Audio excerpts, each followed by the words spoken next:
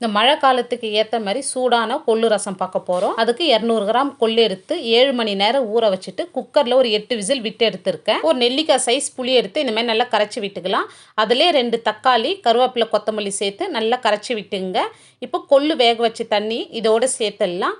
இப்போ ஒரு மிக்சி ஜாரில் 1 ஸ்பூன் மிளகு, 1.5 ஸ்பூன் சீரகம், 1/2 ஸ்பூன் தனியா, இப்போ காஞ்ச மிளகாய் ஒரு 4, கருவேப்பிலை கொஞ்சமாக சேர்த்து இதை கொரகொரப்பாக அரைச்சி எடுத்துக்கலாம். இப்போ இதிலே வேக வச்சு கொள்ளு ஒரு 3 ஸ்பூன் சேர்த்து இந்த அளவுக்கு கொரகொரப்பாக அரைச்சிடலாம். நம்ம அரைச்சதை புளி கரைசலோடு சேர்த்து நல்லா மிக்ஸ் பண்ணி வச்சுக்கலாம். இப்போ ஒரு பேன் வச்சு ஆயில் சேர்த்துக்கலாம். 1/2 ஸ்பூன் கடுகு, 2 காஞ்ச மிளகாய், ஒரு 10 பல் பூண்டு தட்டி வச்சுருக்கேன், கொஞ்சமாக கருவேப்பிலை சேர்த்து நல்லா வதக்கி விட்டுக்கலாம். 4 ஸ்பூன் பெருங்காயம், 1/4 ஸ்பூன் மஞ்சள் தூள், இப்போ கரைச்சி வச்ச புளி கரைசல் இதோடு சேர்த்துடலாம். இப்போ தேவையான அளவு உப்பு சேர்த்துக்கலாம். இப்போ நம்மளுக்கு மேலே நுரக்கட்டி வரும். நுரக்கட்டி வர சொல்ல மேலே கொஞ்சமாக கொத்தமல்லி தூவி இறக்குனா நம்மளுக்கு சூப்பரான கொள்ளு ரசம் ரெடி ஆயிடுச்சு. இந்த வீடியோ பிடிச்சிருந்தால் லைக் பண்ணி சப்ஸ்கிரைப் பண்ணிங்க.